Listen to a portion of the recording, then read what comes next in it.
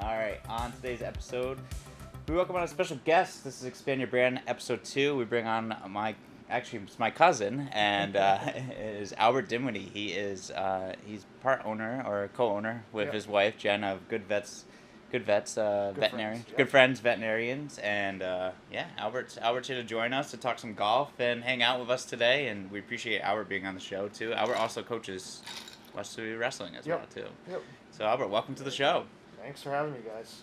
Yeah, no problem. Yeah. I'm glad you could make it. Yeah, absolutely. We appreciate it. This is gonna be a pretty good episode, but I think we want to jump into your background about how'd you get into golf, because we're obviously a golf podcast, but we want to talk about how you got into golf and everything. So I got into golf, exposed to it at a very young age. My great-grandfather was a member down at Weekapaug and kind of around it. And then my dad would go play with him, and every once in a while I get to go and hang out.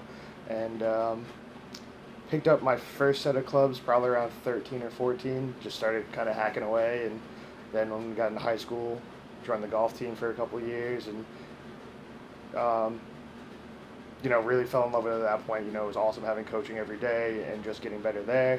Then I went to college, and the clubs kind of got set aside a little bit. And when my wife got into vet school and we moved to Missouri, the place that we lived on was actually on a golf course. So it was just a no-brainer, to get back into it. Good course out there?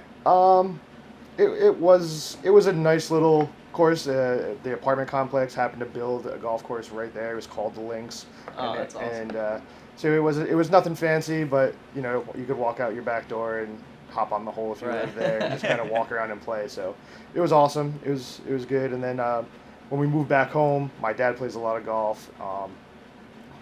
I kind of grew up playing with him at 15, I think, was the first year I played with him in a Tuesday night beer league with a bunch of construction workers and I played in that league to some degree from 15 up until this year. I'm still playing in it. So either sparing or having my own team.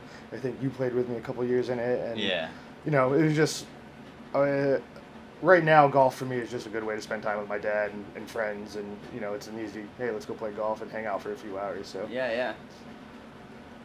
Awesome. Did you played for Coach K? Yeah. Yeah. 2 years. 2 years for Coach K. I love Coach K. Yeah. He was great. He was my soccer coach, and then transitioned over to golf. Oh wow, as well. double duty. Yeah. Oh my God. Yeah, he was great. That's awesome. We had him for, our golf coach, and he was just so. And just Coach Leslie too. Yeah, Coach Leslie. Yeah, that was just so much fun to have them as your coaches. Have a good time. And how could you beat it? I mean, Winnipeg for free every afternoon. And then Jeff Beaupre was the pro down there at the time. Yeah. And he was a good friend of my aunt's. So there were certain mornings, afternoons, where if it was slow, I'd go out with Jeff because and how can you beat the pro at the golf course? Just taking me out for a few holes real fast, and pointers right there too. Unfortunately, I did not capitalize on all the help I was getting. And it didn't seem to translate as well as it probably should have, but I had a great time, and I still have a great time playing. So that's awesome. Yeah, Jeff's a great guy. We'll have to try and get him on. Yeah. He just got engaged, so congratulations to him. Yeah, shout out to Jeff. Yeah. So Al, first of all, I didn't ask. I should have asked at the start. What's everyone smoking? We always have a nice cigar before we get going, so I gotta get into that too. I have the LIV V series, one of my favorites. Golf course, drinking whiskey, just hanging out. It's always a go-to for me. Yeah. Just a nice little acid for myself. I think it's vanilla flavor. Oh, nice. Very light. Yeah, I might have to go. I have the Christoph, but I might have to. I always go Christoph, so I might have to switch it up. I feel like I'm going to be saying that on every episode. Yeah. Move another Christoph. So you play a lot of golf, and I know you and I play a lot, but what has been your favorite golf course that you played around Rhode Island or New England? In Rhode Island, I really enjoy, my dad and I got to play up at Crystal Lake last year up in Burrowville. It was a beautiful course. Mm-hmm. Really enjoyed that course. In New England area, Blackstone National is probably my favorite course I've played in the area. We had a rep at the vet clinic that we own. He was an amazing golfer, and as a rep, his spring meetings was take doctors out on the golf course. That's awesome. And so take the owners out, and my wife doesn't play, which is fortunate for me because I got to go, and he would just take us out for the day and play up there, and it was just a great time. But that course was beautiful. Yeah. We played a college event at Blackstone, I believe. Really? It's yeah, nice. it's a different course. Like the first 9 holes, you go out and it's nice and wide, and then it narrows down, Yep. and then you switch to the back, and it becomes super narrow. All of a sudden, you're like, oh, this is a different animal at this point. So, but no, they're gorgeous golf courses. Not be good for my game at all. The narrow. Yeah, but I mean, it's that thing. I mean, I don't know. Like I said, I'm just a Sunday hack. So for me, it's all about getting that one shot to make me come back. So Yeah. as long as I get that one, I'm usually good. Yeah. I think No, go ahead. I was gonna say, I think you shared the perfect meme for That meme We're in was- like a group Instagram, and he sent this like meme over, and it was like all like crap shots, and it was like a birdie, and then like another birdie. It was like, what keeps you coming back to Yeah. golf? It never fails. Yeah. No, not at all. I mean, it's the weirdest thing. Like along with just like you guys, I was an athlete my whole childhood, and still trying to be as athletic as I can. But golf is just that sport where, you go out and you're a Sunday hack, but you have those shots that make you feel like you're a pro all of a sudden. Yeah. And for some reason, it's enough for me to dump hundreds, if not thousands of dollars a year, and think I'm gonna, and it's all for fun. But you definitely can get those feelings. You can also feel the opposite way as well. Yeah. So I think that's what's so great about the game, to be quite honest. Like, you can have it going super bad, and then just kind of, you have that one shot that turns it around, and then you have stretches where it really comes out, and then you have stretches where it really is just like, oh my god, I need to put these things away. So it's just kind of, it's like life. It's all up and down, 100%. and I mean, you have good times, you have bad times, and you just kind of push through, and if it makes you happy at the end of the day, then that's kind of all that matters. So, I think, I mean, it's just how it goes. It's like that, like in life, they hit all the emotions all in one, but all in like 3 hours. Yeah. It's an up and Yeah. right, up and Roller down. coaster. You're up, you're happy, you're upset, you're ready to cry. It's insane. Yeah, it is nuts. You a member anywhere around here? Yep, member at Elmridge. Okay. I joined last year and I just renewed. Up until last year, I never even really considered joining a club. I liked going around and playing different clubs and seeing it. But my dad and some friends of his, Tony Caradio, so they're members down there, and I was playing with Tony, and I shoot mid 90s most part, and he's like, the thing that's going to help you the most in your game is knowing your course, and then you can focus on the shots.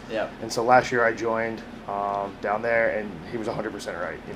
I go play Fridays with the baggers down there and have a great time, but at the same time it was consistency. I was there, didn't have to think about it. I knew that's what I was doing, and my game got a lot better just in that 1 year, and now looking to do it again this year. And the other thing with the membership is my oldest son, he got into golf as well already. So he goes down to Chris, the pro down there. He works with him, so. Yeah, that's awesome. Chris is a great guy. So Albert said the baggers on Fridays, they have baggers, and they are sandbaggers. 100%. All the guys from Winnipeg went over to Elmridge, and they are legit sandbaggers, and it is impossible to win money in certain instances. So 100%. Yeah, I but can't it's imagine fun. when you go down there. Yeah, it's really good, like camaraderie between the guys, and I mean, you can't beat the membership there with how many guys and how close knit everyone is. I think 100%. so. That's awesome. I'm glad that you can be a part of it and enjoy yourself there. And like I had no intention of, or didn't know about that. How tight knit that group was. It's just like every Friday, it's 20 guys in the afternoon, and it's the same thing. And you go in there, and then you go have a drink after, and everybody's hanging out and having a cigar on the deck, and it was a really good fit for myself in the type of golf I play. It wasn't over my head by any means. And, there are great golfers down there too, but at the same time, I can go play with the best golfers down there, and I don't feel out of place. They're always willing to talk and help you out and give you the advice. So I really enjoy it down there. Yeah, it is a really good group of guys. Yeah. That's awesome. I want to get on. Yeah. Yeah. Come on that's down. like- Should. yeah, Why I not think down that's there? my next thing this You summer. gotta join. Yeah, I know. That'll be a lot of fun. There we go. Awesome. Do all our on-course content while we're That'd be awesome. all the swears. And gonna have to get the bleep button ready for that for when I get on the course. So I know you and Jen are co-owners, but like good friends, veterinarian, and obviously, I mean, you do a wonderful job. I mean, you guys do such a good job of like my dogs and everything like that. Yeah, and Jen is so good and everything. But I mean, what's it been like, you know, to help her out like with the business, and like what's been like, you know, the biggest difficulty, and what's some of the things that you've seen with like. So as far as owning the practice, and so like, you know, Jen and I have been together since we were 15 years old. Yes. Yeah. We've been together forever. And I'm very lucky and fortunate for that. We have two beautiful kids. But I think the biggest thing, you know, is I think the biggest thing is, you know, I've been on that entire journey with her. Like, we graduated high school together. We went to different colleges and made it through all of that. And, you know, she got into vet school, moved to Missouri so she could go do that. So, you know, her becoming a vet was a culmination of her dream that I got to ride along with. And then she got the job offer at Good Friends with the previous owner. And, you know, it just kind of worked out that a couple years after she practiced, he was ready to retire, and we were able to buy it. So that was a big transition for her, and because she's there every day, I'm not. I help out as much as I can. But, you know, another big step in her career journey, you know, now she owns the practice, we run the practice together, and so the hardest thing is, you know, neither one of us ever thought that, mainly her, but we would be in charge of other people, responsible. I don't want to say in charge, you know, we have a great staff that works for us, but we bought the practice at a funny time right before COVID, so we were getting used to running the practice, and then COVID hit, and all of a sudden you realize that you're responsible for these 10 other people's livelihood, you know, and when COVID hit, nobody knew what was shutting down, what was staying open, Right. you know, what businesses were gonna, you know, lose a lot of business because, and, you know, and so now all of a sudden you're just thinking, you know, it's not how am I gonna feed myself, it's how am I gonna make sure these employees that we're responsible for now, how are we gonna help take care of them and make sure they're all, you know, not out of a job, and you know, keep them employed as long as can, because, you know, veterinary stuff is not something you can send work from home at that point. So that was probably the biggest challenge that we faced right off the bat. On the other end of it, like, you got through it, you treaded the water and got through it. I mean. So COVID for veterinary practices across the board, it kind of, you know, blew up. We've been super busy everybody went home and adopted a pet. I think you were at the, you know, at the peak of COVID, you were for the first time ever hearing of animal adoptions agency not having pets. Like, and so our practice, you know, we've been super busy, and I think if you call any vet practice around here, you know, getting a regular appointment, you can't just call and get in next day anymore. And like surgery and emergency stuff now is through the roof. Right? So veterinary doctors are one of those weird things, as far as my understanding of it is, you know, there's not a lot of them. There's not a lot of, like, the discrepancy between regular human medicine schools and veterinary schools. There's a lot more human doctors coming out than veterinary doctors. So, you know, the doctors themselves are in short supply, and the amount of people who own pets now is just a lot higher. So we, you know, knock on wood, you know, it hasn't downturned us, and, you know, we were able to open the doors and actually make improvements and things like that. So that's awesome. I mean, what a feel good story. Like, congratulations to you guys for everything from 15 until now. I mean, that's crazy. That's pretty hard to do at this day and age. So you guys are doing a great job. Thank and you. She puts up with a ton. So but I think that should be recognized. Like, that is that's tall feat right now in this day and age. So and then you guys are doing great. Yeah. Now Jen, if you ever meet Jen's a sweetheart. So she and, you know, and like I said, great. Like, probably one of the better vets I've ever been to. I've had dogs my whole life, and Jen has been, her and her team, you guys do a phenomenal job of just, like, make sure they do thorough checks, they get you in if there's an emergency. Like, Jen's super good, and, like, you know, knowing these two for my whole life, it's been awesome, and I'm so happy to have them. And then obviously they have two beautiful children that are Landon's a lot of fun to hang out with and play Landon. golf with Yeah. and stuff. His Oh, oldest, he's so a- yeah. He's a handful. And then Wyatt just runs away from me, so. Yeah, Wyatt's coming into his own now. So. But I think the biggest thing with Jen is that she didn't become a doctor, a veterinarian, for the monetary stuff. It was a goal that she had, and the compassion shows through more than anything.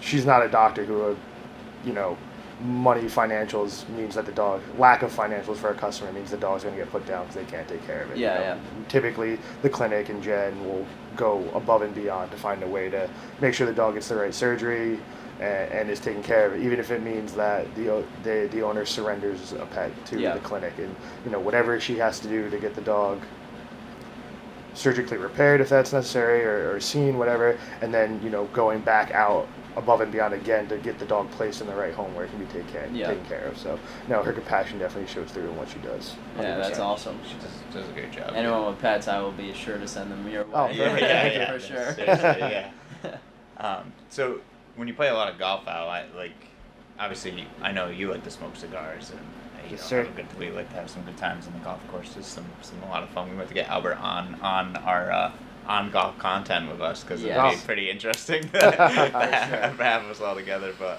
what's your favorite cigar to smoke on the course? This last year, I was smoking a lot of the CAO Flathead line. Really, they do a box pressed CAO Flathead, and it was just very very smokable, not super heavy or anything like that. And for me on the golf course, I like a cigar that's not packed super tight. I like them, so that they stay lit. I'm not constantly going back to my lighter on the golf course, So that's what I enjoyed about those. I smoke a lot of Drew Estate cigars as well on the golf course. They're a great cigar as well. But typically, I would say this last year I was smoking a lot of the CAOs when I can get my hands on them. What's your go-to drink to pair with that specific cigar? Specific cigar. So on the any cigar, I should say. On the golf course, I've jumped on the bandwagon. I'm a seltzer guy. That's the go-to for everyone. They're easy. They're crisp. They're refreshing. And still get the job done. Yep. So, if I'm just hanging out here after, we're drinking whiskeys. I'm a bourbon drinker. I enjoy a good glass of bourbon. Just an everyday drinker for me would be something like a Woodford Double Oaked, something nice and smooth. And then really these Oliva series are really just a great cigar to sit down and smoke, enjoy with a good glass of whiskey. Yep. Nice. Great. So I didn't put it on there, but we're just gonna ask about some wrestling stuff too. I didn't coaching. I totally actually idiot me. I forgot. Albert does that. okay. Yeah.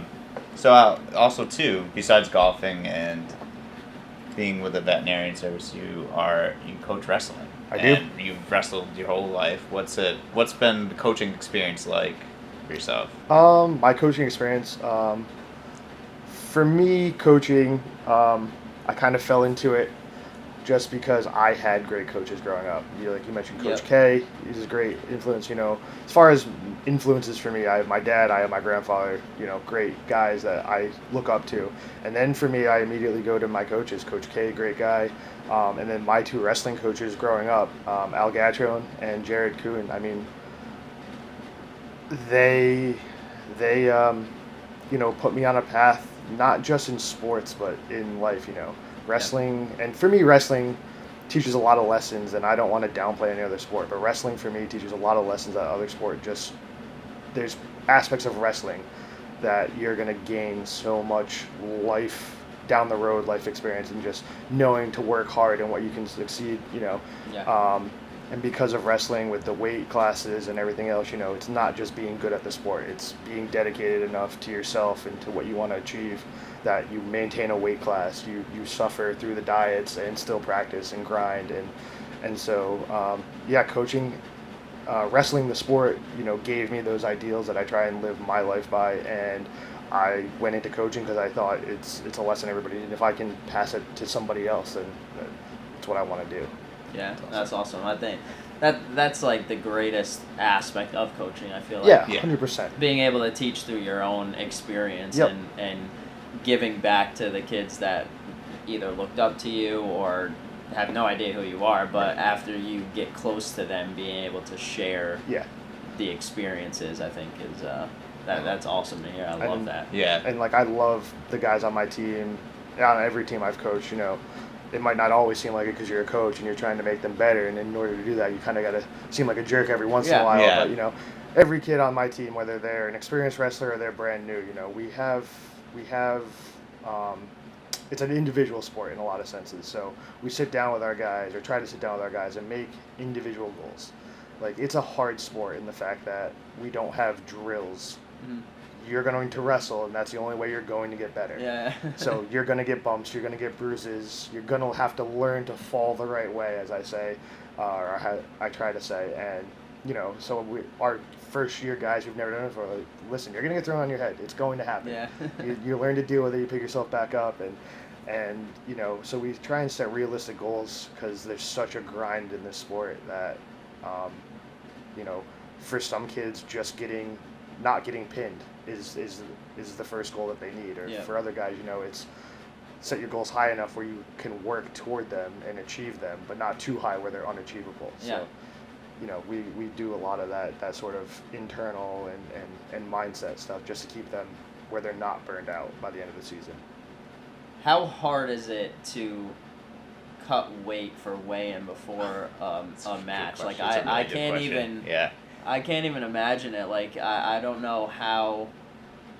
In my own experience, don't know how I would do it. Yeah. So I don't. Yeah, like, I mean the how weight is cut, it? the weight cut, it can be grueling. It can be a grueling. So for a lot of guys, you know, in wrestling at the high school level, you see guys who are grinders, we call them, and they're the guys who are going out there and wrestle all year long and keep up a diet all year long, and they're looking to win state titles. Yeah. Those are the guys who are dedicated to the sport and maintain a weight. Then you have kids who are just trying the sport out, and those guys, you know, in the best aspect of the sport right now is there is a hydration and a pinch test. So a medical professional comes in, and each wrestler is put on a hydration and fat caliber test. So he dictates. You can't just go in and drop as much weight as you can. You can't do that anymore. That Yeah. obviously, yeah, that was yeah. obviously super dangerous Yeah. back in the day, and so now it's monitored very closely, which in my opinion is a good thing. Yeah. I don't think it takes a whole lot away. I think, you know, there's still an aspect of dieting and there's still an aspect of maintaining, but we do it where the coaches now know where your athlete can be. They're not doing anything crazy. It breaks down the weight drop through the whole season. Mhm. So nobody can go in day one of practice at 160 pounds and by 2 weeks in be 140. Like, you Yeah. can't do a 20-pound drop anymore, which Gotcha. is great.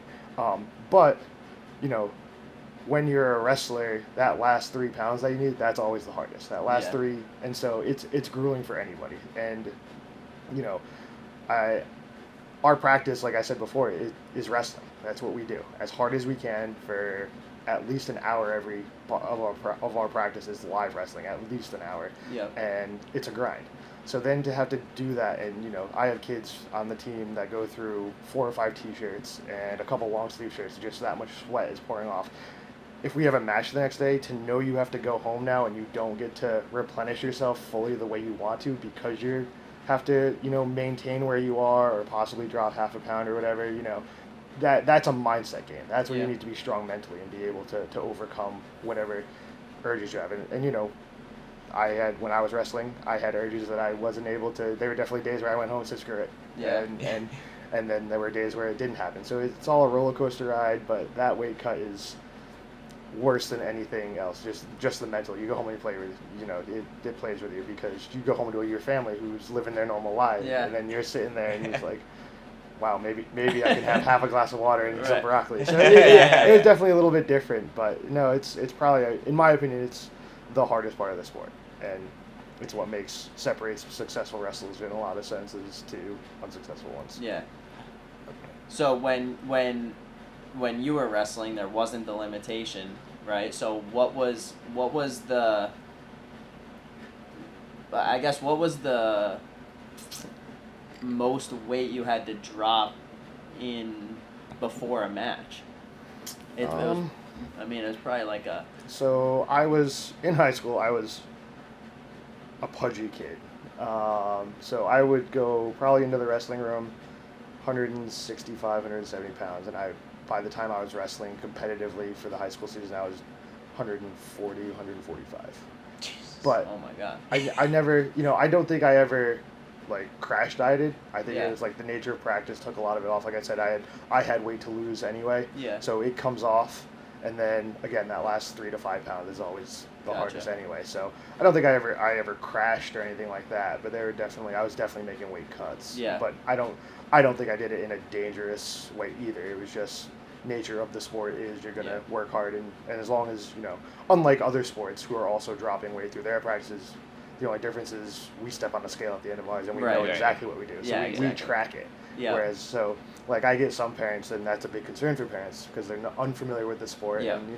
And I tell them, I was like, listen, we practice just as hard, if not harder, than any other sport out there. Probably harder than any other sport out there. The only difference is in what they're losing is we know what they're losing. Yeah. We can track it, which probably makes it safer because if you come in that practice and you didn't gain any weight and we don't have a match back, that tells me that you're not doing it right. Yeah. You're not eating when you can, and you're not staying strong. Mm-hmm. So, all of my wrestlers, we look at it and we're on top of it. We're making sure nobody's dropping 10 pounds in a week. Yeah. So we make it as safe as we possibly can in that aspect. Awesome. So when I guess like the biggest thing too in wrestling, you mentioned it, is a mentality. Mhm. Like, is there a way to kind of like help kids mentally push through things, or like how do you like help them get through like things that are more grueling than they're not used to from like another sport, or or like deal with things like what's like a good way that you kind of like maybe give like coach them in a way like that? Yeah, so it's very individualized for us because wrestling's not a popular sport in this town, in this area. Yeah. Like when I coached in Missouri, we had 200 kids and they were wrestlers. They weren't football players coming out for wrestling. They were wrestlers 3 seasons. Here, it's kind of a mix. I have kids who go to wrestling clubs. They do wrestle. They're very exposed. Those are the guys we sit down and we talk to and say, hey, this is your goal for the year. What do you want to do? And we talk diet. We talk what weight class you want to be in for the year, where they're going to stand the best shot. We do a lot of research on that stuff. And as long as everything goes to plan, no injuries, stuff like that, we game plan where their goal should be.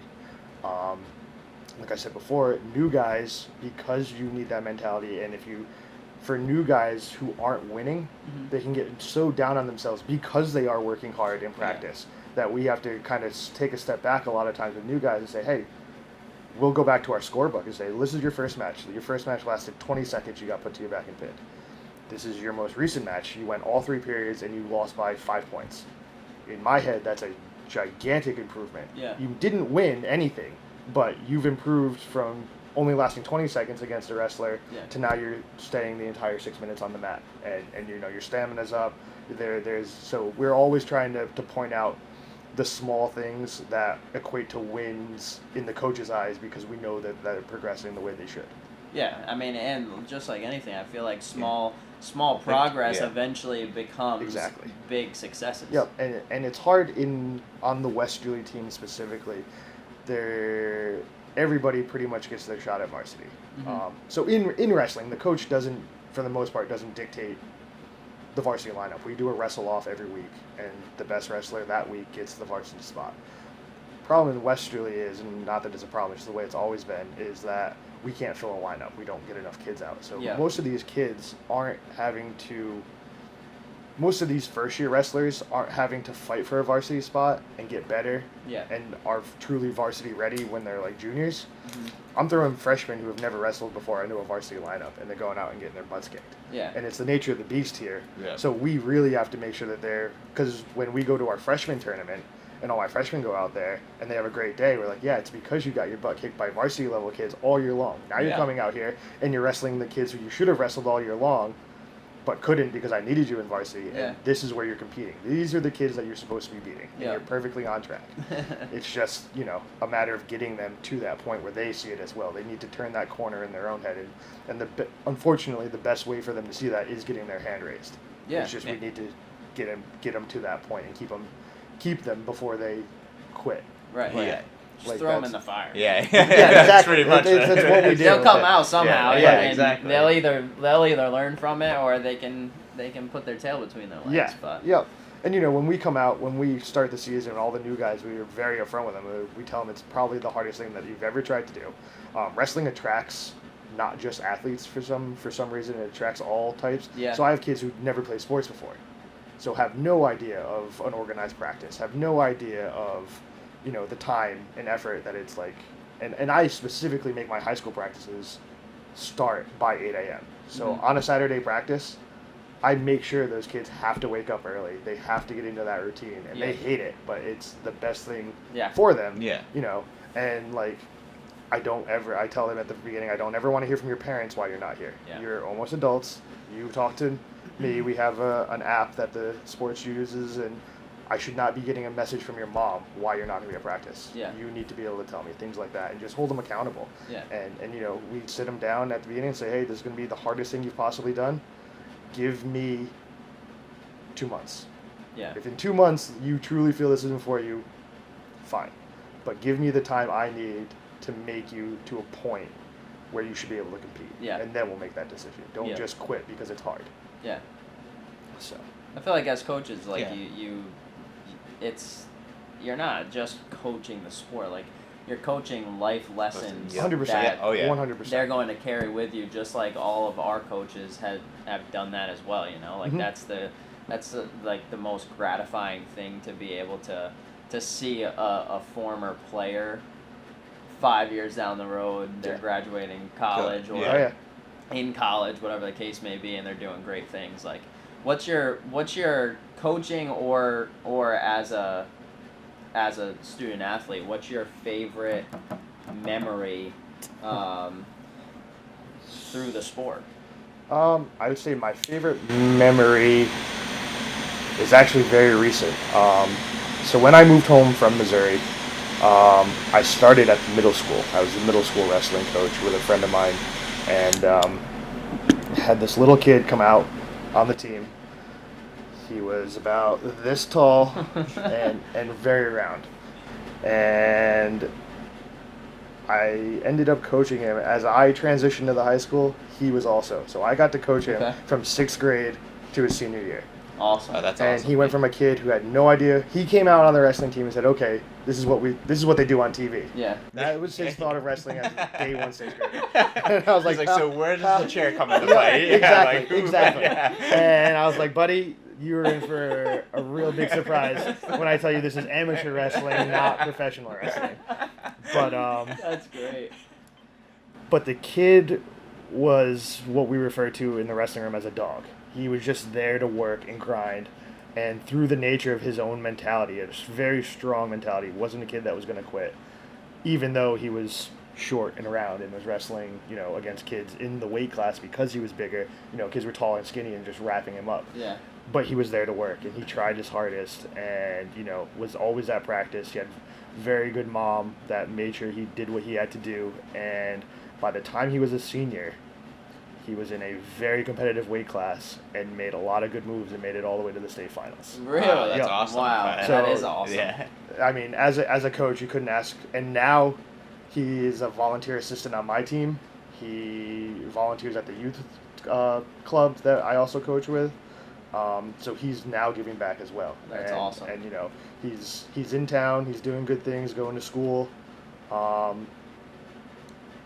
But at the same time, he's still. I'm a part of his life still. He's a part of my life, Yeah.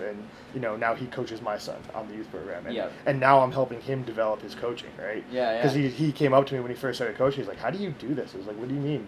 He's like, "I know how to do moves, but having to go back and coach them now and Yeah, again, I was like, it's- it's the hardest thing you're gonna do." Yeah. Because and he's like, "How did you do this with us?" I was like, "Brian, when you were my first coaching experience back here, like, I had to sit down and say, what was the first thing I learned and remember that. Yeah. And it was a lot of backtracking, and then now I've done it. I've coached to some degree for the last 18 years or so, and it is a lot harder than actually wrestling. Like actually doing any sport, you're doing it and it's just muscle memory. And then when you're the guy now having to sit back and explain how you do things, or how, like, I still wrestle on the mats as often as I can, how I'll tell them the right way to do it, but I do it wrong because I'm just so used to doing it my way. And the kids will call me out. I was like, listen, this is one of those do as I say, not as I do things. So, no, but that's probably the greatest memory I have right now is, I loved wrestling. I loved the sport. I was a solid wrestler, but I didn't have a whole lot of success high school-wise. I pushed myself, but as far as coaching, that kid took it. He was a kid who didn't have the training that a lot of the other kids he was wrestling had. Yeah. Like, a lot of the other wrestling kids in his weight class that year were 3-season club wrestlers, and he was just a kid who was willing to work hard. And that's awesome. Made it all the way into the finals. That's awesome. So yeah, and I think that's the thing with coaching. I think a lot of people don't realize that. I think they think it's easier to get into, but when you get to like a certain level, there's a point where you have to take a step. Like, I mean, at any level, that you have to take a step back and do the teaching and like show them, because it's always easier to be like, I don't know why you can't do this, because like I remember when I stepped into the high school coaching basketball, I was like, I'm like, why can't you just get to that? But like you have to like you have to take a step back and be like, all right, so this is like this is a footwork you have to do or something. But it's awesome for like you to be able to do that and to like take that step back and realize it too as well too. Yeah, and it's funny, and it's a little bit more prevalent with wrestling because technically it's a combat sport. You look at some of these kids who there's a real distinct line, I feel like, between middle school wrestling and high school wrestling, right? Yeah. High school, you could be 160 pounds, and you're typically all 8th grade, 6th grade. You're built the same way. You haven't really hit puberty for the most part yet. So everybody, same-ish strength levels, everything's pretty comparable. But then you get a freshman 160 and a senior 160, and that senior 160 is a man at that point. He's hit puberty, he's developed, he could be going into the military in a few months, you know what I mean? So my hardest part with some of my freshmen is the fact that they can't do the same moves that they were doing in middle school. Yeah. And it's not, wrestling's still a combat sport. And I was like, pal, I'm not telling you not to hit this move because I think the move sucks or I think you suck at it. I'm telling you this because if you hit it wrong, there's every potential you're going to separate your shoulder. You're going to break your collarbone. Yeah. Like, this is a protection aspect of it now. Like, don't do this because, it worked on kids who were built the same way as you. Right. But now you're 160 pounds, you're 180 pounds, but you're not built the same as the senior who's 180 pounds. Yeah. So it's just that's another aspect of coaching that we're always trying to battle, is that these kids watch YouTube and things like that. I'm gonna go hit this move. It's like, dude, you haven't practiced it. Yeah.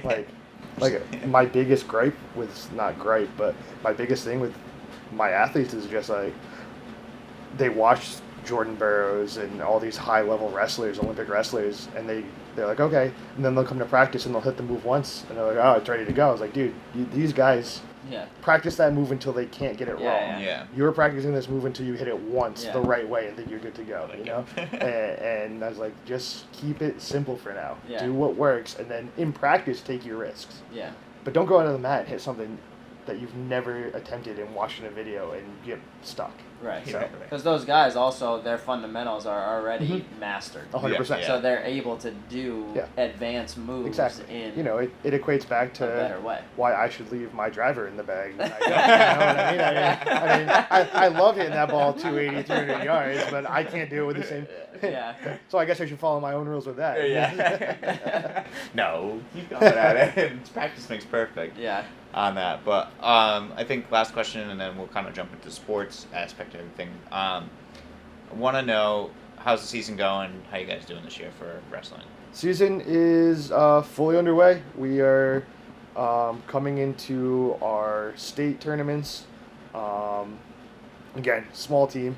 Well, I have decent numbers, 13 to 15 guys.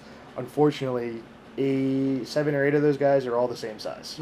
So on a wrestling card that goes by weight classes, I can only fill about 5 or 6 spots at a time. So our dual meet weights aren't great just because we go into the matches losing because we forfeit all the weights that we can't fill. But all of my guys are improving. Guys who should be qualifying for state are on track to do so. Kids who are freshmen, first-year guys, are getting ready to go to their freshman tournament and are also looking like they're going to be pretty sharp for that too. So Awesome. That's awesome. Well, Albert, it's been a lot of fun in the question parts of everything. Yeah. Albert's going to stick around with us to talk some sports, Okay. but we're just going to cut it right to a quick word from our sponsor, and then we'll jump into sports. Welcome to Vintage Cigar Lounge, the place where you escape to, not from. The place where your cigar options are limitless.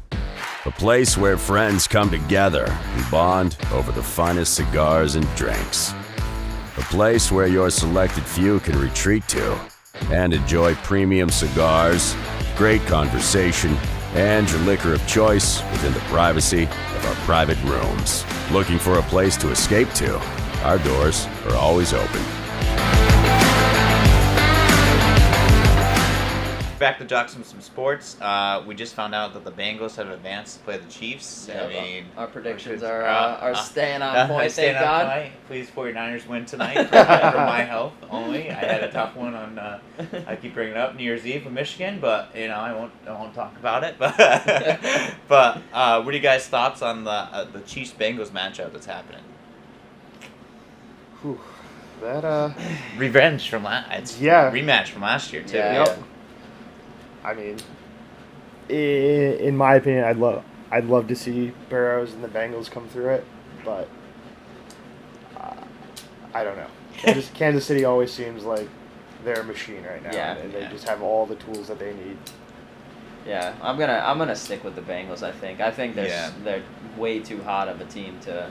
I mean, they go into Buffalo tonight in the snow and just kind of throttle them. Yeah, yeah. 27-10. I Yeah. mean, Yep. Buffalo's offense is pretty good, and the Bengals just played really well. So I think, I'm gonna stay with the Bengals over Kansas City next week. Because who knows how Mahomes is gonna be with Sure. with Yeah. that injury. That's that- right. I forgot he sprained his ankle. Yeah, too, so that didn't look too good. So, I think the Bengals, and to Jeff's point, I hope the 49ers can win next week as well. Oh my God, please! They're playing. Yeah, I'd love to see it happen. I mean, I was surprised that. Well, I mean, I know Mahomes went down, but Jacksonville put up a pretty good fight against the Chiefs. Yeah. They played pretty well against them. Like, I think the next couple of years they're going to be good. yeah, I Oh, do yeah. too. I don't think they're a team you shouldn't sleep on. I mean, I keep on forgetting Trevor Lawrence has been around for so long. I keep forgetting it's his second year only in the NFL. Yeah. And, all the stuff they had to deal with last year with Urban Meyer and answering those questions Right. about what's going on with the Yeah. team and stuff like that. But they have a good squad, I think. But I think Kansas City, the only thing that kind of scares me, they actually have a run game this year, and I know. that's the one thing. But I don't know. Didn't the Chiefs and Bengals play each other earlier this year, and didn't the Bengals beat them? I think wasn't it? I think they because there was a lot of trash talking. I don't know. before I that think game. I think Did they they? did. Yeah. Yeah. I think that was the start of Cincinnati again just did what they did last year. They just Yeah. started off like crap and then went on a win streak. I know. Yeah. Yeah, That's why they get so hot going into the playoffs, Yeah. and then they just last year they just don't seem to let up at all. And I think that might happen again this year. I'm hoping it happens again. Yeah, me too. I think Burrows is unbelievable. Yeah. I do too. Yeah. Yeah. So, I don't know. I'm a mean, big fan. Brock Purdy's pretty good. He is. He is. We'll He find is. we'll find out how he does, but tonight because we're filming this on Sunday, so they're about to play the Cowboys, which is an old-fashioned style matchup. Yes, it is. Yes, it is. That's the old '90s matchup right there. I mean, what are you guys' predictions of the Cowboys? I mean, I think Austin and I are sticking with our guns, but what do you got, Albert? I don't know. I think it's time for the Cowboys. Kind of need to put up or shut up now. They've been with Dak and everything. It seems like it's always something that it's going to be pushed off to the next year and the next year. And, Yeah. Yeah. The Cowboys have such a strong national following, but when you think about it, their last Super Bowl wins were on VHS. Yeah. You know what I mean? Shoot, you caught me in the middle of my cigar when you said that. Yeah, no, you're absolutely Yeah. right. Yeah, that's when they had Aikman and Emmitt Smith. Yeah, and exactly. Michael Irvin were the last time, and I think when they went to the playoffs with Romo, or it's always that mess up. So I don't know. It's gonna be interesting. I think San Francisco's gonna play well against them. I think Prairie's gonna. Well, the funny thing with that matchup, I think, is that you have a San Francisco team now that is a bunch of grinders, guys who are there to win, whereas you haven't had that in Dallas since Emmitt Smith and Aikman and all those guys. Your teams with Tony Romo and stuff, they never had. They wanted to win, but they never had the guys who were going out there and Michael Irving was just an animal. Yeah, right, They haven't had that guy. Yeah. So. Yeah, I don't know. I can't. I know Derek Vaca might be getting mad at me tomorrow morning, but the Cowboys, I can't. I don't know. They just don't do it for me. Like they don't. Yeah. They can't never get over the hump, and I don't think, unfortunately, for them this year they're going to either because the 49ers are playing so good.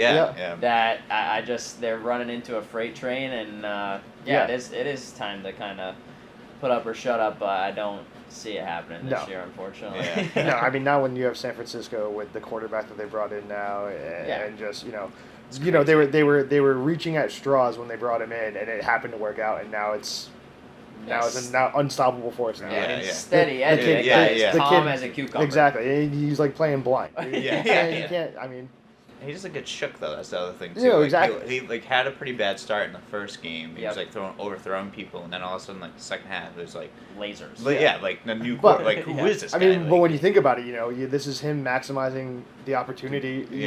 How I don't know if he was was he undrafted no, or he was the last pick? So you were the last pick of the draft, and I hate to go back to like a Tom Brady scenario, but at that point, that's exactly what it is. I don't even know if you can get shaken at that point. You're a nobody anyway. You either do it or you fade out, and nobody's going to remember you anyway. Right. So I don't think it's not like you were some middle of the road QB who's trying to make a name. You were a nobody. Yeah. He reminds me a lot of Tom Brady, and like to go back on it, Burrows does too. Like they're unwavered at all times. Mm-hmm.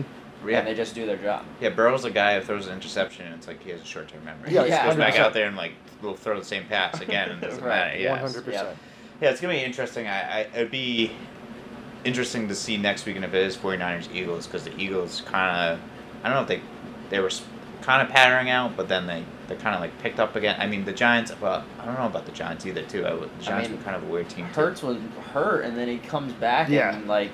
He was a little shaky, but then afterwards he just... I feel like the Giants, you just never know which team you're going to get. Yeah, they've never had that consistent run. Like, they have, like, 2 or 3 great games, and then they look like crap, and then they come back again. And, I do like the new coach, though. He's he has done a good job. He's come into a pretty bad situation, like, in New York, of another franchise that's used to... it's New York. They want to win. Yeah. And he's come in, and I think he's carrying that load pretty well. Yeah. Dayball, he's pretty good. So, Al, what's your prediction for the Super Bowl? Who do you got going? Super Bowl? I don't even know if I have a prediction at this point, but... Pick your 2 teams. I think I'm going to go... I'll go Cincinnati 49ers. All right, sticking with us. Wow. All right. So that's 3 people. I think. I mean, as far as that goes, I don't get down in the nitty gritty, but that's the Super Bowl I'd like to see. I think. Yeah, I do too. Yeah, that's Cincinnati's got to redeem themselves from last year, even though they didn't they just kind of ran into an LA team that was really good. Yeah, but, stacked too. As well. This year LA was.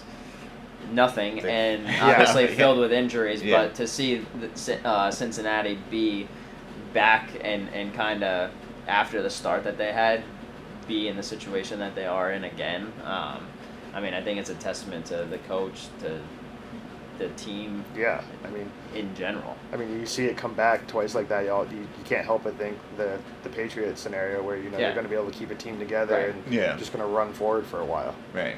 Which would be cool for Cincinnati because they're not a team that you really think of in the last, 10, 20 years of doing a whole lot. In that they shocked everyone last year. Oh, yeah, 100%. That was like, and then they had no O-line last year. They they got rid the whole offensive line this year's new. I think they got rid of everyone except for maybe one guy, and that was it. And that was they started when they were playing bad. They were not protecting Burrow. No. I saw a stat. I don't know exactly the numbers, but the beginning of the year they gave up a lot of sacks. The second half of the year they haven't even give up a quarter of them. Oh wow. Yeah. Or half of them. Like it's a staggering statistic, and Yep. that's probably why they've been playing so well. Because if you give Burrow enough time, I mean, he's gonna find the open receiver, and Yep. their receivers are good. Good, yeah. It's crazy that they were able to get Chase, like one of his main receivers back at LSU too. I know. And, like, bring him in and like, just like the combination of the two of them. I was hoping like Jefferson would fall, but like Chase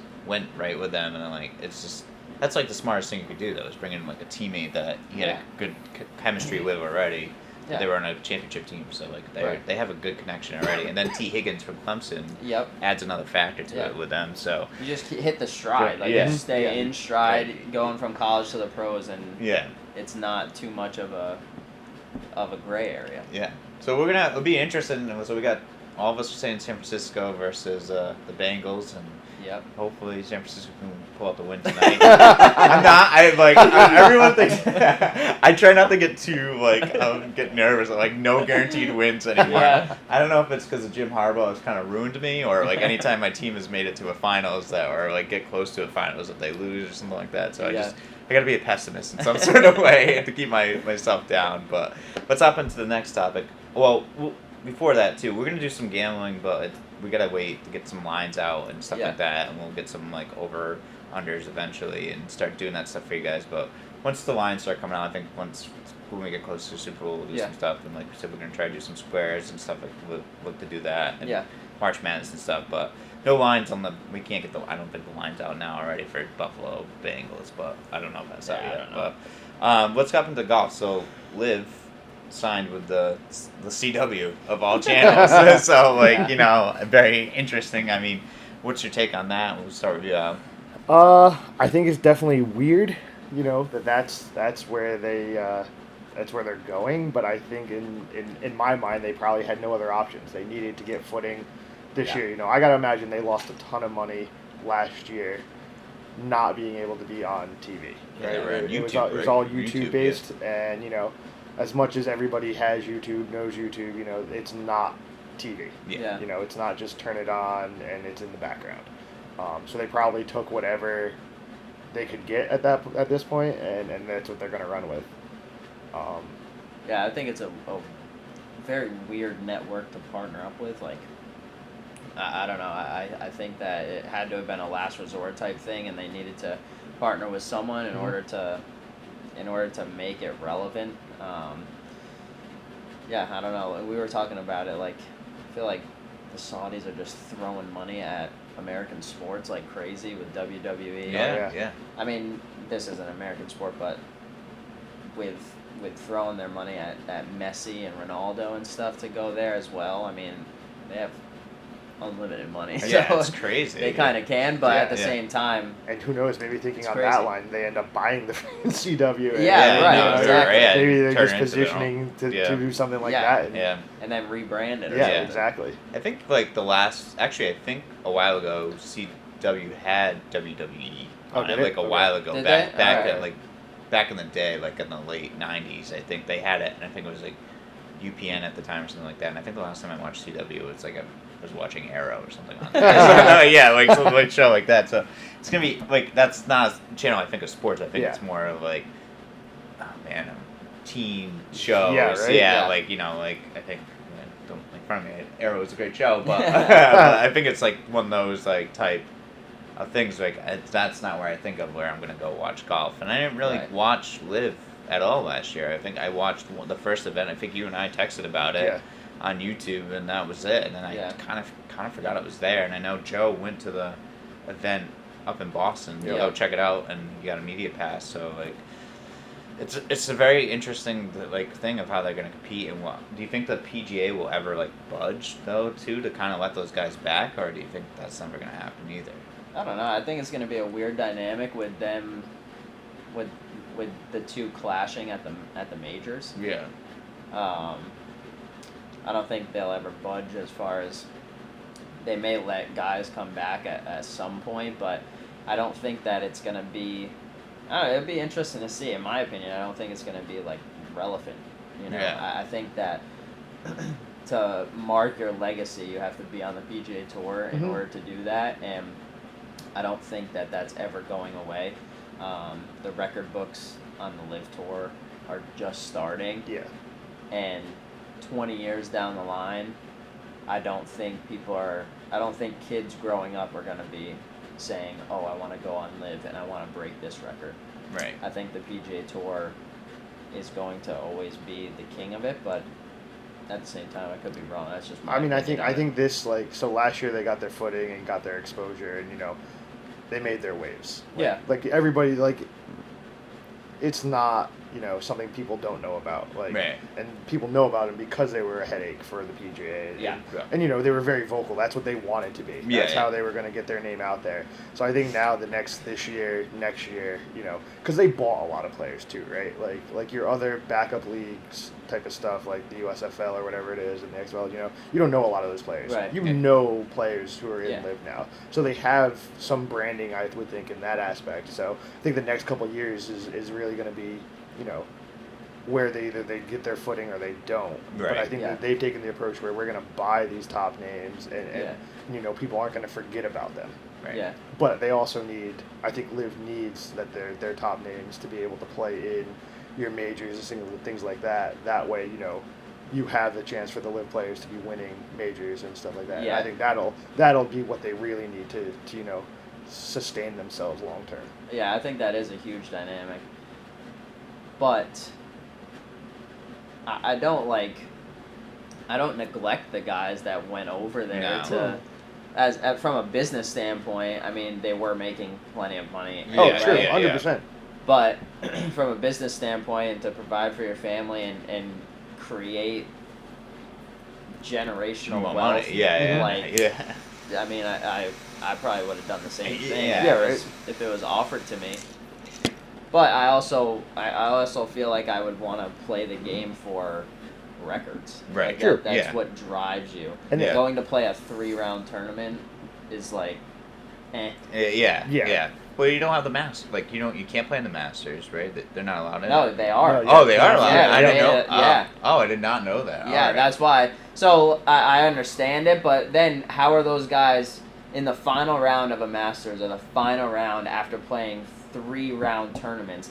How are they going to, even though they are the best players in the world, how are they going to uphold the pressure of the final round? It's an extra day. Their training is probably not specific to that Yep. anymore. Yeah. You know, so it's a different way of going about it mindset wise. So it'll be interesting. I mean, they've done it before, so it shouldn't be that big of an issue. But at the same time, I think the first couple majors, but like someone like Cam Smith, I mean, that is unbelievable. Yeah. So I think he's going to be able to figure it out. I think it's just a mindset, like a switch that you either turn on or turn off. But Right.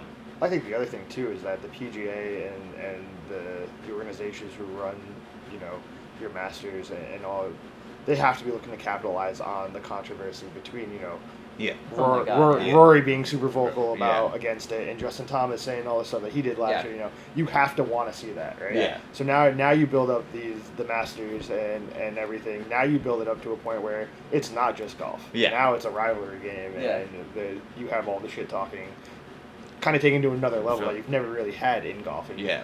And both sides have to be wanting to capitalize on bringing in a whole nother viewership just based on yeah. Yeah. you know, trash talk. You can imagine the first day pairings for like the Masters and stuff is going to be pretty like crazy. Oh, like yeah, you right? know they're Yeah. going to take full advantage Yeah, of that. 100%. So like it's must see TV to be like, oh well, we got like Dustin Johnson playing with Rory McIlroy Yeah, and right. like those guys. Like I think it's going to be a lot of fun to see that stuff. up Yeah. there. But then I think it's I going to do be as well. fun to see a guy like Rory who's just a robot and a machine just try and put it down some LIV player's throat. Just Yeah. trying like not just play golf, but just trying to embarrass him at Yeah. that point. Yeah. I think it Yeah. changes golf's dynamic too. Like 100%. it makes it more of almost like a team sport. Yeah. Yeah. Yeah. As far as who's with which organization. Mhm. So, yeah, it definitely should be interesting, and I don't understand how they're doing it as far as like the official world rankings though, because like I'm pretty sure the Masters, the top 50 get in, and then it's kind of other qualifications, but I don't know. Those guys aren't accruing any points. Yeah. Yeah. So I don't really understand fully. I haven't really dove into it as to how they're getting the invitations, but the majors, you want to have the best Yeah. players play regardless of where they're coming from. Now, do you think this is? I don't know if it's highly unlikely, but like, do you think that LIV and PGA could set up an event like a Ryder Cup, where like they have teams of those like our top PGA players play against the LIV top PGA I think players? it'd be cool. Yeah, I think it'd be cool too. I think that's taking full advantage of like your Yeah. whole. I mean, obviously it's PGA kind of giving in and cashing in on that, but like Yeah. I think that's kind of a good way to like prove who's the better league too. Like, kind of like, all right, Yeah. well here's our guys versus what we had in the top guys of like everything to it. Whose format would you use at that point, right? Well, Yeah, that's a true. good point. Like- Yeah, like you could do one day. And would they be allowed to play in shorts or not? Yeah, Is- that's I mean, a, I mean, so that's where the LIV tour kind of gets, they're changing the things that. They're just trying to stir the water. Like, yeah, Yeah, they're like it was- playing and shorts. so now it gets a little nitpicky and stuff like that. And I think you saw, when Phil Mickelson kind of backed off his podium, like Yeah. he kind of started realizing, oh, maybe this is going places where I didn't think it was. Like, we just wanted to play on a different golf, and now it's something it's not, because he was super vocal for a while, and then he backed off hard. Yeah, that is true. Yeah. It is and Phil kind of started the needle, Yeah. and the PGA though they did find hundreds of millions of extra dollars to be able to give to the players. So Yeah. it is justifiable for what he did, and Yeah. he's not really reaping those benefits, but the guys on tour are. Yeah. And so he was right in a sense, Yeah, but yeah. the way he went about it, I don't think was The proper way. the proper way. Yeah. Well, I think he dove head first into something. That, Yeah. they came to him with a number, and Yeah. he's like, oh, Yep. because Yeah. Phil, I mean, as good as Phil is, he's on like the other side of his career for the most Yeah. part. Yeah. So this is like just a payday. Yeah. Plus he gambles. Yeah, Like, exactly. no other, yeah. So Exactly. It's very interesting to see. It'd be kind of interesting to see how it makes out on the CW though. But yeah, it will be a lot of fun. I had something to say, but I can't remember what I want to say about that. But So speaking with the invitations, did you see that? I can't remember who it was, but this guy in like the Atlanta Yes. area, Saw it. like got the invitation for a professional golfer because they have the same Uh-huh. name and they lived in the same city. really, And he like posted to Instagram, "Hey, so and so," and like tagged him. This is not a joke. I received your whole packet. Yeah. It looks very official. that Send me a message and we can work out getting Yes. it back to you. Yeah. Like that happened with a professional golfer too. They paid someone else. they paid somebody else. Yeah, they gave. I forgot who it was, but they sent the bank. They gave it the wrong bank information. He won a tournament. Oh, I did see Yeah, that. and I it don't went to know who someone it was else's either, bank yeah. account. But then the guy was like, "So I like never received my money," and like Yeah. this. I like, can you imagine like waking up like one morning just looking like shit? I'm just got, Yeah, like, yeah. $1 million in my like. Right. I'm like, what do I do? Yeah. But Well, before break, we saw that we were watching the game and we saw the Bengals win. Now we're trying to see if John Rahm can hold out on the golf. And I saw a statistic. In his last 7 rounds, he's 50 under par. What? John Rahm is 50 under par in his last 7 rounds, oh my god, which is absolutely absurd. that's crazy. So Oh my I just God. wanted to throw that in there because I Wow. think that is unbelievable, and he's 27 under with 2 holes to go now. So I'm hoping he's become like a really one of my top players to watch because I Oh, love yeah. his swing, love his action, Yep. and I think that he just is a beast. Yeah, he's so good. Yeah. Yeah, they're playing. This is the American Express final round that we have on right now. Who's the other guy in the second? Thompson. Yeah, I'm not quite Not sure. sure. Whatever yeah. that is, yeah. I want to say he might be a rookie, Yeah. Oh, it's been pretty well. but yeah, he's right on his heels. Yeah. So So how do you we'll guys see. feel about the scores that you're seeing on some of these tournaments? Minus mean- 27s, things like that. I think they're outrageously low. Yeah, but do you feel like that's like indicative of like changes need to come to golf courses, or, I mean, not that it's, you know what I mean? Like, there's got to be a point where these players now are just so. It loses that aspect, when you have Yeah. guys coming in 27 under. Like, is it hard for them? And as golfers, like, yeah, we know how much time, but Yeah, like, yeah. if somebody comes in and is like, oh, 27 under, is it a challenge for them? Like, Yeah, like- I definitely think it's a challenge. I think that every year the equipment gets better. Yeah. Yes, Every yeah, year. the ball flies further. Yeah. With that equipment change, with the way that the balls are. So I think to negate that a little bit is to change the core of the golf ball. Okay. I think that's how, because, I mean, the equipment with technology and how we can test it now, I think it's always gonna evolve, and that's kind of where it's at now, that it's going to next level stuff every year, like year after year. Every other month I feel like there's something new coming out that's better than the last. So but whether they do that or not, I have no idea. We'll just have to kind of wait and see in the future. That's a good point. And really think about the technology part of like golf. There's always That's like crazy. a development 100%. of like new drivers. But I also or, like I've seen a few Instagram posts like where they show professionals' bags, Yeah. and like there are pros that like a club from 5-10 years ago, Yeah. and it's still in their bag. Yeah. You know, Yeah. like so at that point, you know, it's not all the technology. Like, you know, these guys are like finding what works for them, and just like, I'm sure you guys have seen that Tiger Woods post of the iron that just sold, and like you saw the wear pattern.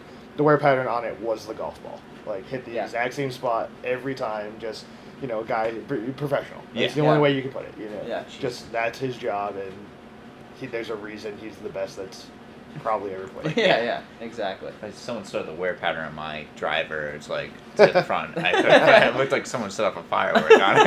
It's all over the place. I was just watching some snippet off of like the Barstool Golf podcast, and like they were talking about like Tiger Woods talking about like mishitting it, and like anybody else would say he flushed the ball, and Tiger Woods is saying, "Oh, too close to the heel or too close to the toe," and it's like millimeters off the center. It's like you know, anybody else would literally say, "I flushed this ball." Yeah, it's so precise. Yeah. He's so like just a you know, another robot. As a guy, I mean, you play multiple times a week. I play at least once a week now. Like, I don't know how it's possible. Like, just that much body control. Like, well, all the time that you're at work, they're putting into their golf game, to their body, to their nutrition. Oh yeah. So I mean, they have state of the art things that we can't even put our hands on. Oh yeah. That allow them to be able to get that good. Plus they put in the work. Plus everything is dialed in specifically to their specs, to their swing, spin rate. There's so much that goes into it, and theirs are dialed into fractions of what it needs to be perfect. Yeah. So my nutrition isn't very high in steak and cheeses, and every once in a while I'm real high life. So wait till you have kids and you're running everybody around and you're just trying to get a meal in that's somewhat healthy. That's stop at BK. Exactly. Let's move on to the next topic. We're talking about a little bit about the Celtics and like how they've been playing. They're playing good basketball, man. Oh my God! Like Coach Joe Mazzulla from Rhode Island is doing a good job with that team. I mean, what do you think? I mean, I didn't think they were going to be as dominant as they are this year.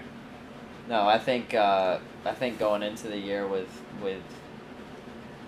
their coach's kind of scandal, I should say. Yeah. I think that it was a hit to the team after making it to the finals, and they kind of picked up right where they left off, and Mazzulla's doing an unbelievable job. I hope he gets the position at the end of the year, and they make him full-time head coach. But yeah, they just have so many key parts that can play their position so well. Yeah. Right? Like, and then you have Robert Williams come back. He's playing unbelievable. They eased him in, and he's the missing piece. Yeah. Tatum and Brown, you know what you're going to get. Marcus Smart, you know what you're going to get. Brogdon, I think, was a key piece that was added. Yeah. And then their bench is really good. So, yeah, I was watching that Warriors game the other night, and, I mean, they pulled it out in overtime, and it's just, they're playing great. Yeah, they're moving the ball very well. Yeah. I would have to say they're playing better than the start of last year. Around this time, I think maybe we touched upon that. It's like they didn't move the ball. Yeah. And I think they started going that run, but then like even in the finals when they played against the Warriors, they just went back to that one-on-one type basketball. Now it's kind of a different style. I mean, Austin, from your point of view, being a coach and everything, like, do you like seeing that style now, the ball movement and stuff, because I think we're moving from a different style of one, like it was a lot of one-on-one, to now it's kind of coming up to like, now it's not as, now the ball moves a lot, and there's a lot of like, do you see that a lot with your players and stuff? Like, I mean, they definitely, the players try and emulate what they see on TV. Yeah. So the style that I like, I love to just kind of run and gun, and I'd rather have a player or a team, my team, shoot as many times as possible. Right. Especially like at the middle school level, but even like I love the way the Warriors play. Right, yeah. Because it's run and gun, they're getting tons of shots up. Like the more shots you get up, the more you're gonna make or have an opportunity to get second chance points. So that's my favorite way. And like at the middle school level, I'm like, I'd rather have a kid come over half court, take 2 steps, and just hoist the shot than have it turned over. Yeah. That's a good. Like I can't stand turning the ball over. Yeah. There's no value in that at all. So at least if you shoot it, whether it's deep or not, at least you have an opportunity to get an offensive rebound. And at that level, they don't rebound that well. Right. So the more we can get shots up, the more we can get offensive rebounds and then score, and then on the defensive end, just try and turn our defense into offense and scramble and do everything that way. But yeah, I like the style of just hoisting shots. Yeah. I mean, getting good shots, but moving the ball in order to get a better shot. Yeah. And then positioning yourself to get the offensive rebound while having 1 or 2 guys get back in order to stop the fast break, or if they're basket hanging, whatever the case may be. So. Right. Do you? I don't know. You don't watch a lot of basketball, do you? I don't. I follow the Celtics when I can. I think, Yeah. they're playing solid basketball, but Yeah. at the same time, for me, for some reason, I don't, like, I watch more college basketball than, Yeah. like, for some reason, for me, it just seems like a circus when I turn on an NBA Yeah. game. Like, there's so many people on the court, like, down low, and, Yeah. and, like, what was it, the other day, the whole Shannon Sharp thing that happened? Oh, yeah, I I mean, got into a fight I mean, with. Thank God. And it seemed like for that, Team like, Moran. Yeah. but it seemed like that was the biggest story that came out of that game. Right? Yeah. It was, Yeah. I saw nothing about the game afterwards. It was just that whole Yeah. thing. Which was actually crazy because the Lakers upset the Grizzlies. The Grizzlies were on like a, I don't know, 9 or 11 game win streak, and the Lakers have obviously not been playing that well. Yeah. And you're right, it was the story of the game where the Lakers actually beat them. Yeah. And there was a lot of like trash talking going. Like Dylan Brooks, like was going after LeBron. Like they just like had no like just like we're trying to like. I don't know. I like Memphis too. I think Memphis is like the way they're playing. Like Memphis and Denver are on the top 2 teams in the West. And, and then the Kings are also in 3rd place, which is like I don't. You would never know. Yeah, I wish I could have bet money on that. On the East Coast, though, we never see the Kings. No, exactly. I've been to a Kings game out in Sacramento, and they were terrible. But it were, honestly, by far one of the best arenas I've ever been to because it's open.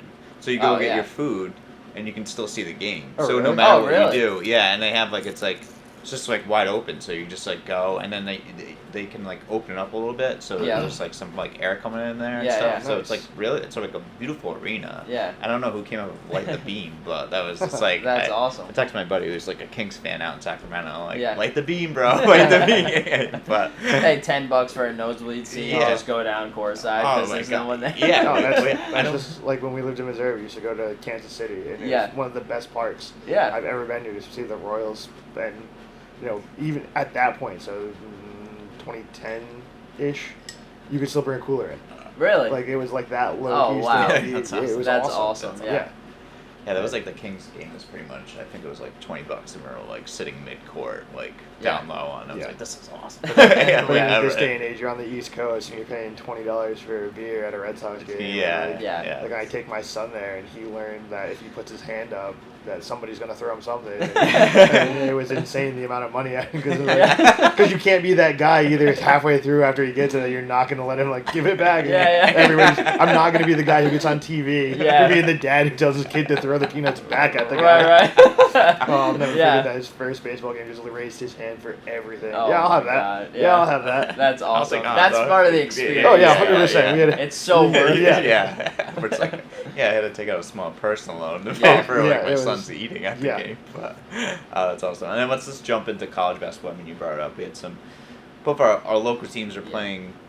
I mean, PC's playing some good ball, but Brown is too. Bryant has been up and down the season. URI has, I mean, it's a Yeah. growing year for URI, but PC is playing in the Big East. That Big East is so tough, so tough. I think it's back to like the old Big Old East. days. I It mean, is, yeah. what do you guys think about like PC and the Big East and everything like that?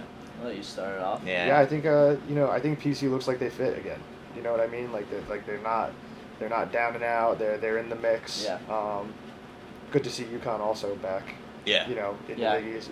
Playing back where you expect to see them. Right. So, but I think college basketball the last couple weeks have been a ton of upset days. Just like I'm a Missouri guy because I lived there for a while, and they finally broke the top 25. Yeah. And then Florida beat them, and they dropped out of. But then they went and had another top 25 win again. They have like 4 or 5 this year. Yeah. So I think going into the tournament, you're looking at one of the better tournament years you've had because there's just nobody. I can't think of the one dominant team right now that doesn't have the potential to get upset. And it being March Madness, there's always that Yeah. potential anyway, and I think there's even more this year. Yeah. Well, you have what?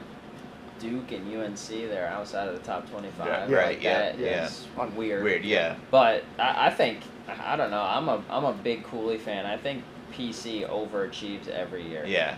Like, Bryce Hopkins is the best pickup in the country. Yeah. Oh yeah, big time. Yeah. And where did he come? Kansas or Kentucky? I think one of those two. I can't remember. off the Well, top of my head. whoever it is, I mean, Yeah.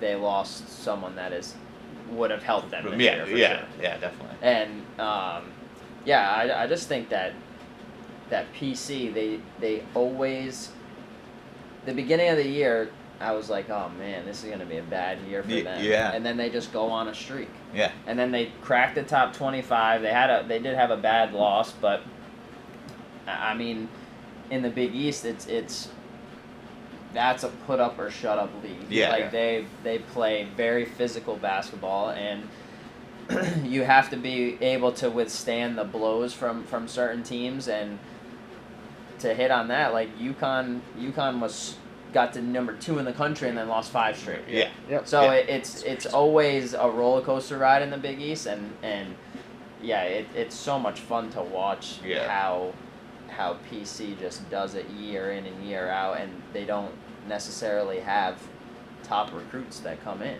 Right. It's not it's a basketball school, but it's not a basketball destination for kids to go to. Right. Right. Yeah. It's. I mean, the Big East is a beast itself. Yeah.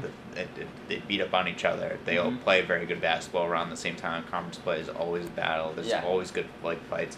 And also shout out to Rhode Island's Tyler Kolek, who's playing great ball at Marquette. He's great. Yeah. This is he's got some NBA. I think he's got some NBA potential from him because he sees the court very, very well. And, Yeah. he's stepped up another level this year too. So He controls the game so well. I actually, when I saw him last year playing for Marquette, I was like, there's no way it's the kid from Cumberland. I could not believe it. Yeah. I saw him play in high school, and I'm like, oh my God. And then just to watch him, how he controls the game, how he runs Marquette's team to perfection. Right, yeah. He does everything that they need him to do. Yeah, he's just another extension of Shaka Smart out there. Yeah, It's just exactly. such a good player. And, and such a cool, I've interviewed him on the Rody Runback, and just such a nice kid overall. Just very, come, anytime I, talk to him, he's like, yeah, come on the show. That's and talk. awesome. Yeah, so he's just a very good kid, so I'm glad, I'm happy for him. So there's a Yeah. part of me that roots for Marquette, too, to, see them do well as well, too. But I think that's it for everything. Any topics, questions, or anything you guys want to cover? I think you guys are good. Nah, Yeah? Pretty good. I want to hit on one thing. Yeah.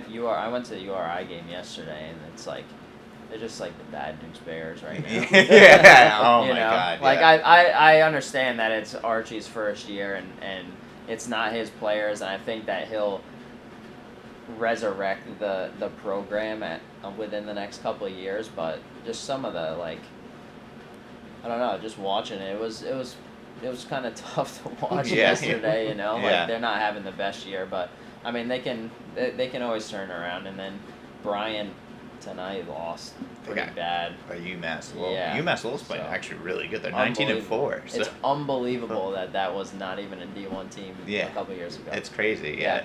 It's nuts, but. Yeah, that's it. I think Albert, thanks so much for joining us and hanging out with us. Thank you very much. Appreciate it. It was a great conversation, and we'll see you guys next week. So Remember to expand your brand. Yes, sir.